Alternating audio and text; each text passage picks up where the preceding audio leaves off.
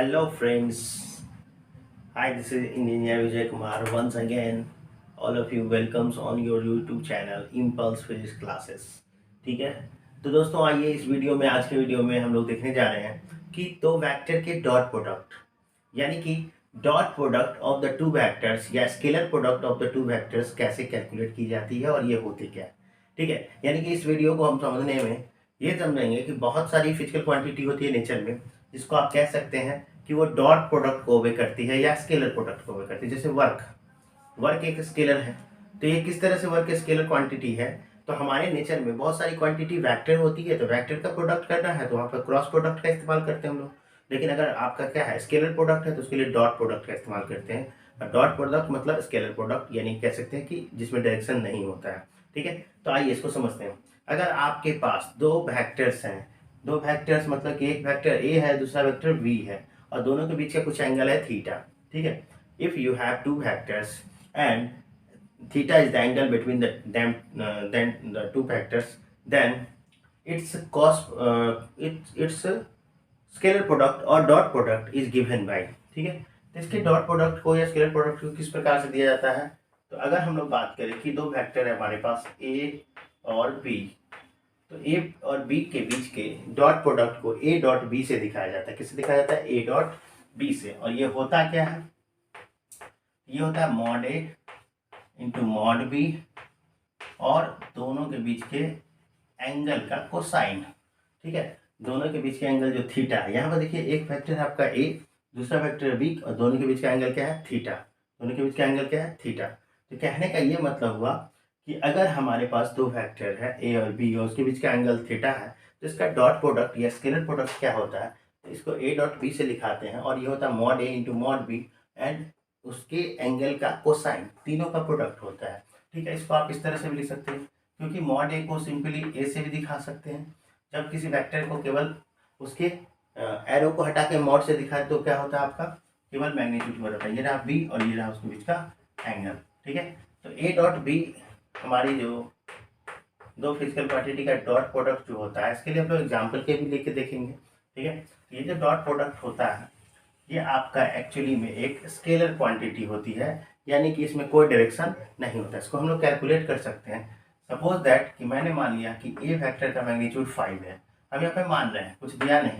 B vector का magnitude 10 है। ठीक है, बी मैग्नीट्यूड का 10 है, और उसके बाद एंगल मान लेते हैं कि cos 30 डिग्री है। ठीक है, तो चलिए देखते हैं। तो 5 इंटू 10 इंटू कॉस 30 क्या होता है? √3/2। तो आप देखेंगे तो यहाँ से आपको क्या पता चल रहा है कि अगर ये एग्जाम्पल मैंने लिया है तो 5 यानी 25√3, और 25√3 क्या है? 25√3 एक नंबर है, और नंबर की कोई डायरेक्शन नहीं होती है। यानी कि अगर हम दो वेक्टर का डॉट प्रोडक्ट लेते हैं तो वो एक स्केलर क्वांटिटी आती है, और उसका मैग्नीट्यूड को किस प्रकार से देते हैं?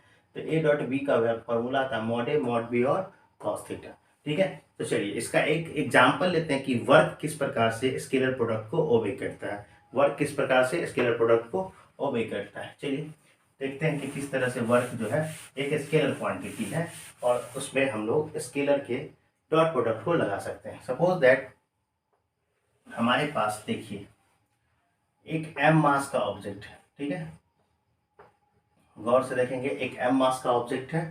ठीक है, जिस पर एक फोर्स लगा है और जिसका इसका पोजीशन चेंज कर गया। ठीक है, तो ये हमारे पास एम मास का एक ऑब्जेक्ट है जो पहले इनिशियली ए पॉइंट पर था, अभी बदल के कहाँ चला गया? बी पॉइंट पे। ऐसा कब हुआ? जब हमने इसको एक एफ फोर्स से खींचा। ठीक है, तो कितने फोर्स से इसको खींचा जा रहा है? एफ फोर्स से। गौर से देखिएगा किस प्रकार से स्केलर को ओबे करता है। अगर देखा जाए तो हॉरिजॉन्टल के साथ कितने कोण से खींचा जा रहा है इसको? तो हॉरिजॉन्टल के साथ ये थीटा कोण से खींचा जा रहा है। कितने से? थीटा से। ठीक है, तो हम लोगों ने पढ़ा था कि अगर किसी वेक्टर का एक्सिस के साथ थीटा कोण बन रहा हो तो इसको जरूरत पड़ने पर हम लोग दो कंपोनेंट में ब्रेक कर सकते हैं।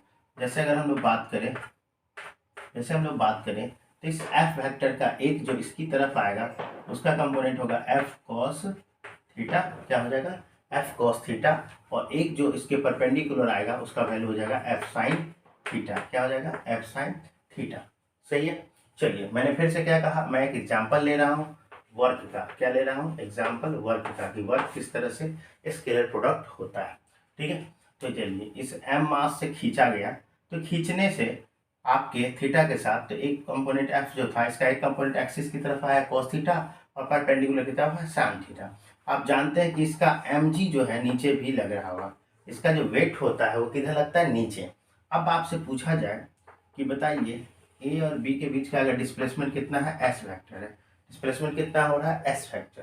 ठीक है, तो आप यहाँ से देख सकते हैं इक्विलिब्रियम में कि ये जो एफ साइन थीटा है वो हमेशा एम जी को क्या करेगा, बैलेंस। और ऑब्जेक्ट तो इस डायरेक्शन में मोशन करना ही नहीं है, तो ऑब्जेक्ट जब इस डायरेक्शन में मोशन नहीं करनी है तो यहाँ से एक चीज़ का क्लियर है कि एफ साइन थीटा जो है, ये जो फोर्स है वो इक्वल है एम जी के, और इस तरफ ऑब्जेक्ट गति नहीं कर सकती है।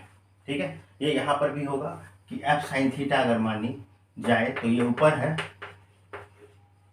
तो एम जी किधर है, डाउन है। बट अगर हम आपसे पूछे कि ये एम मास का ऑब्जेक्ट ए से बी तक अगर गया है, कितना डिस्प्लेसमेंट एस, तो उसके लिए F cos theta component responsible था कि एफ साइन थीटा। तो आप ऑब्वियस है कि कहेंगे कि सर ये ऑब्जेक्ट यहाँ से यहाँ गया है, तो जरूर ये फोर्स इसमें कंट्रीब्यूशन किया। ठीक है, और किधर ले गया, ए से बी की ओर। तो अब हम लोग कैलकुलेट करना चाहते हैं कि फोर्स कितनी होती है, फोर्स तो है ही, वर्क कितनी होती है। तो यहाँ पर देखा जाए तो work done to bring the mass m from A to B point. तो यहाँ पर हम लोग जानते हैं वर्क का फॉर्मूला क्या होता था, वर्क होता था आपका W बराबर फोर्स इंटू डिस्प्लेसमेंट। ठीक है, और कैसे ये है हमारा वर्क एक स्केलर, वो अभी हो जाएगा।